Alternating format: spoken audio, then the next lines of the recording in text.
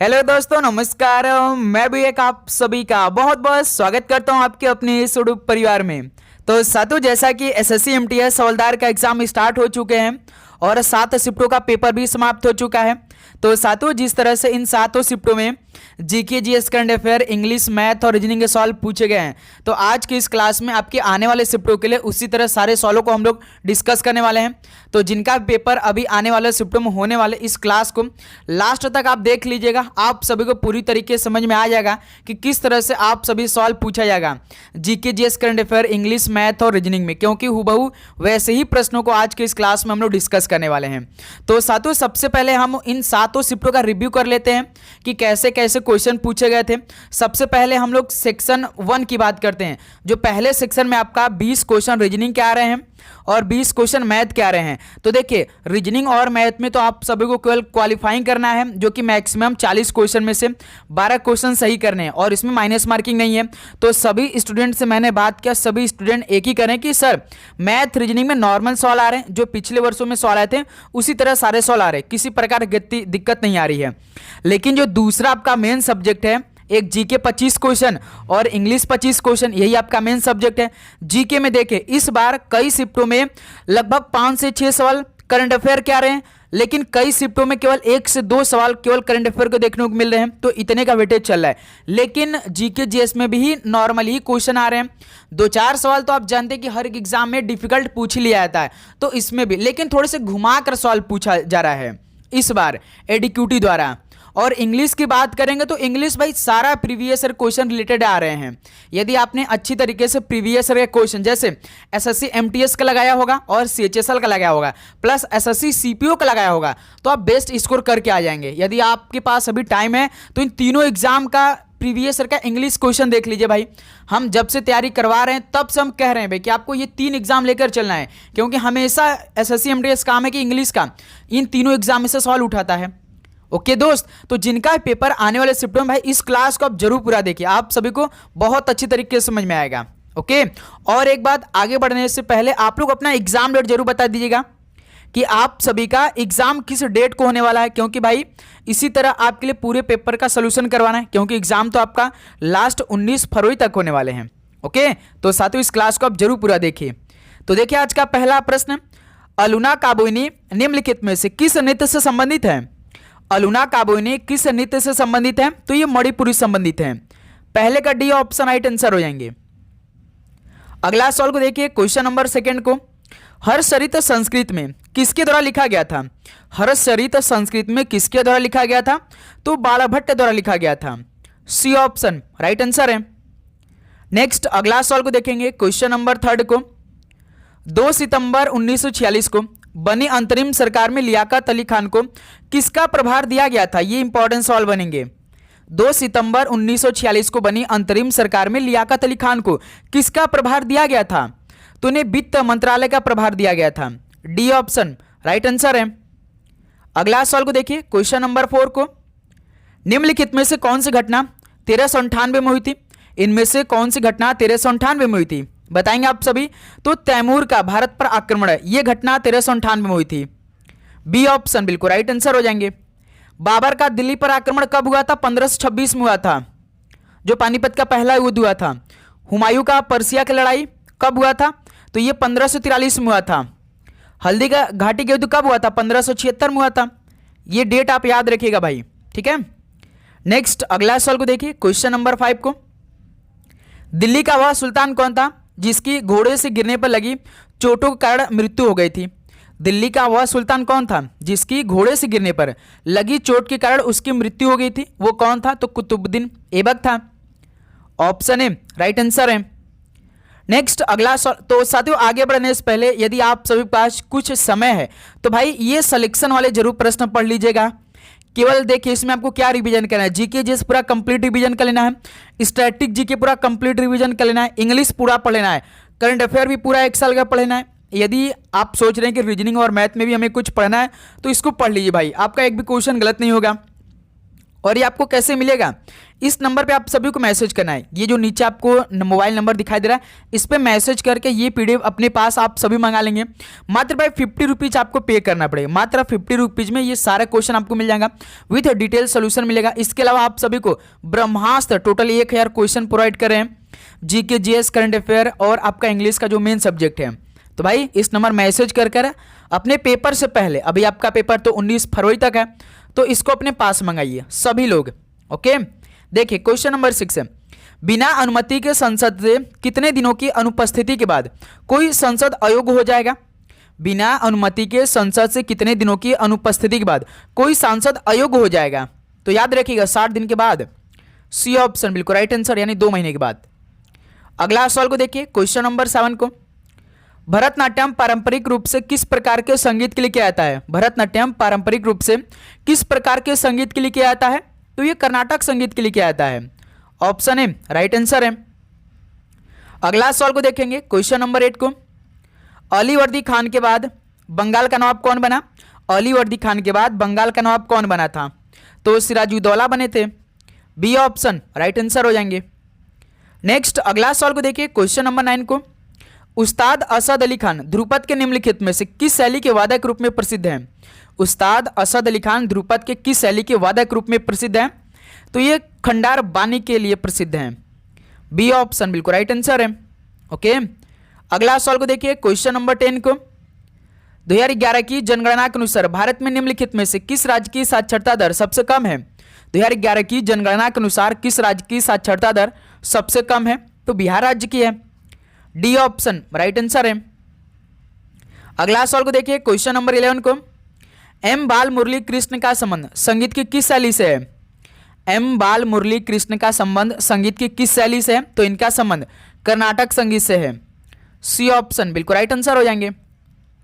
चलिए अगला सवाल को देखिए, क्वेश्चन नंबर 12 को, किसको भूपृष्ठीय जल यानी सरफेस वाटर नहीं माना जाता है? तो नदियों या महासागरों या झीलों या जलभृतों, किसको भूपृष्ठीय जल यानी इसका सरफेस वाटर नहीं माना जाता है? किसको नहीं माना जाता है? तो जलभृतों को सरफेस वाटर नहीं माना जाता है। डी ऑप्शन बिल्कुल राइट आंसर हो जाएंगे। ओके, अगला सवाल को देखिए, क्वेश्चन नंबर 13 को, उगादी किसका नववर्ष है जो कि मार्च के महीने मनाया जाता है? उगादी किसका नववर्ष है जो कि मार्च के महीने मनाया जाता है? उगादी भाई तेलुगु नववर्ष है। ऑप्शन बिल्कुल राइट आंसर हो जाएंगे, जो कि मार्च के महीने मनाया जाता है।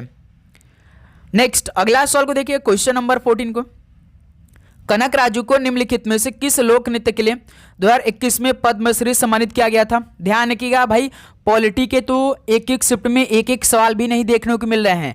जैसे आर्टिकल आपका हो गया, एक भी सवाल नहीं दिख रहा है भाई किसी भी शिफ्ट में। एक आख शिफ्ट में आया लेकिन नाम मात्र का क्वेश्चन आ रहे हैं, केवल आपका अमेंडमेंट के सवाल आ रहे हैं, जो संशोधन होता है उससे रिलेटेड सवाल पूछा जा रहा है। ओके, कनक राजू को किस लोक नृत्य के लिए 2021 में पद्मश्री सम्मानित किया गया था? तो उन्हें गुस्साड़ी के लिए किया गया था। ऑप्शन राइट आंसर हो जाएंगे। ओके, अगला सवाल को देखिए, क्वेश्चन नंबर 15 को, इल्तुतमिश का मकबरा किस वर्ष बनाया गया था? इल्तुतमिश का मकबरा किस वर्ष बनाया गया? तो 1235 ईस्वी में बनाया गया था। डी ऑप्शन बिल्कुल राइट आंसर हो जाएंगे। ठीक है, नेक्स्ट अगला सवाल को चेक करिए, क्वेश्चन नंबर 16 को, select the synonyms of succulent. Succulent यानी इसका परिवाची आप सभी बताना है। सकलेंट का मतलब होता है रसीला।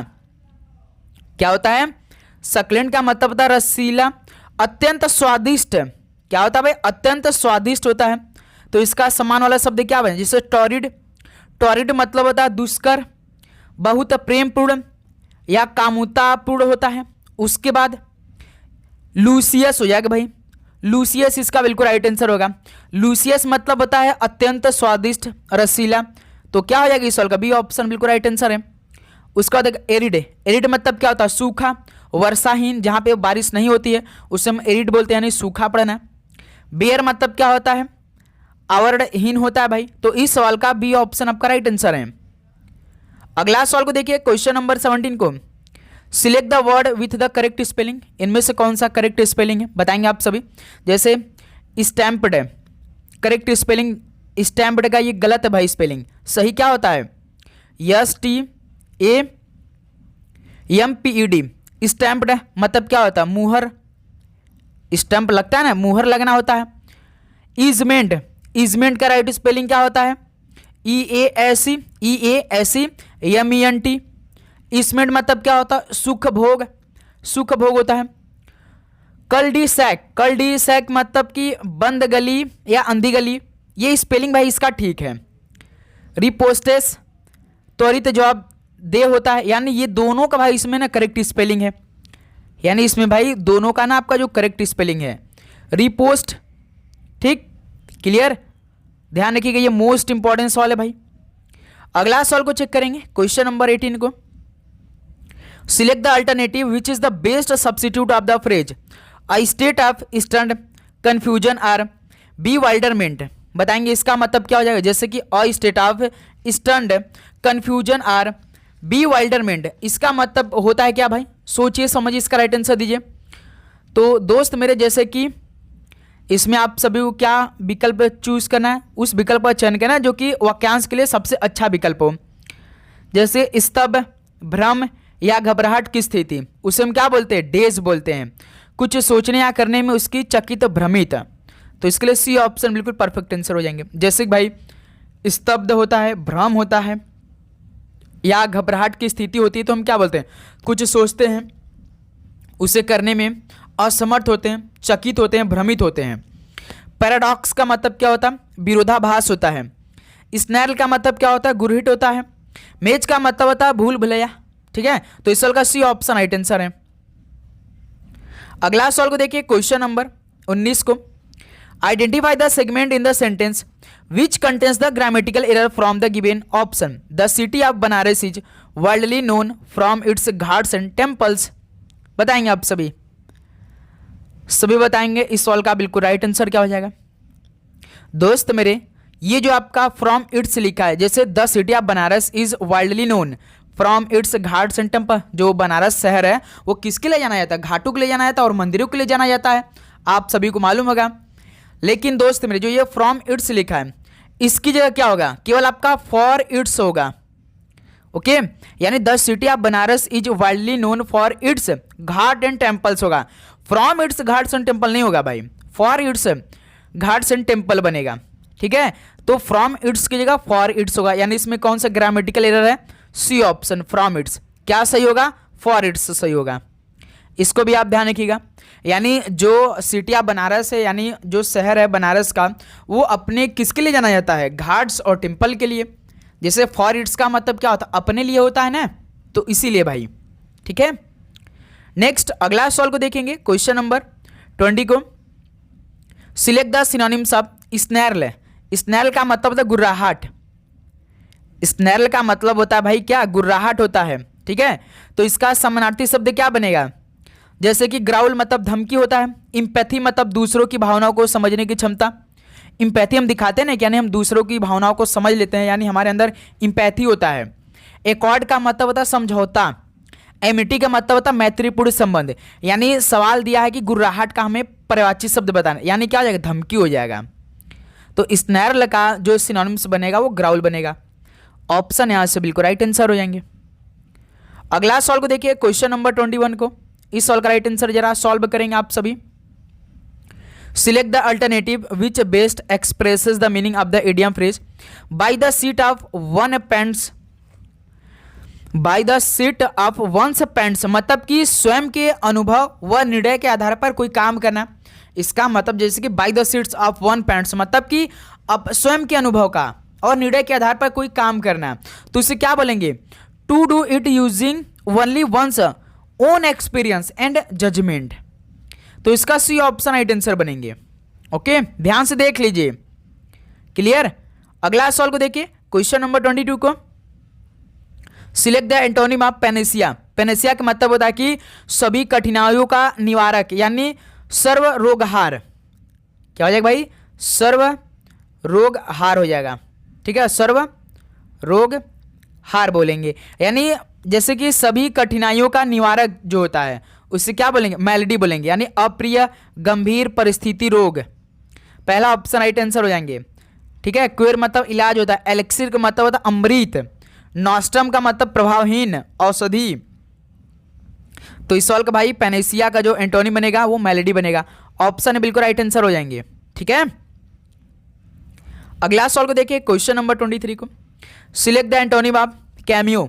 बताइए कैमियो का मतलब क्या होता है? नक्काशीदार गहना, जो भाई बहुत अच्छा गहना होता है उस पर देखिए नक्काशी बना होता है अलग अलग तरीके से, सोने चांदी का इस्तेमाल कर नक्काशी बनाया जाता है ना, उसे हम क्या बोलते हैं? कैमियो बोलते हैं। जिस पर बनी आकृति भिन्न भिन्न रंगों से होती है ना नक्काशी गहना, तो उसके लिए क्या बनेगा? उल्टा, तो प्लेन बनेगा, सादा हो जाएगा भाई। प्लेन मतलब क्या होता है? सादा होता है, सिंपल सा होता है, सजावट वाला नहीं जो होता है भाई। ठीक है। ट्रिंकेट का मतलब क्या होता है? जैसे कि ट्रिंकेट मतलब सस्ता गहना, सजावट को छोटी मोटी वस्तुएं। ट्रिंकेट मतलब GEM गेम का मतलब उत्कृष्ट व्यक्ति या वस्तु होते हैं। बबल का मतलब होता है भड़कीला व सस्ता गहना। तो भाई कैमियो का जो उल्टा बनेगा ना, डी ऑप्शन बिल्कुल राइट आंसर बनेगा। ठीक है। अगला सवाल को देखिए क्वेश्चन नंबर 24 को। Select the word with the correct spelling. इनमें से कौन सा करेक्ट स्पेलिंग भाई बताएंगे आप सभी? सिरामिक्स गलत है भाई।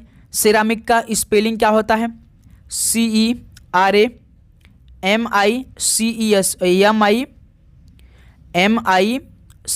होता है। सिरामिक्स मतलब कि चीनी मिट्टी की चीज़ें, जैसे कि चीनी मिट्टी की चीज़ें जो होती है ना भाई, उसे हम क्या बोलते हैं? सिरामिक्स बोलते हैं।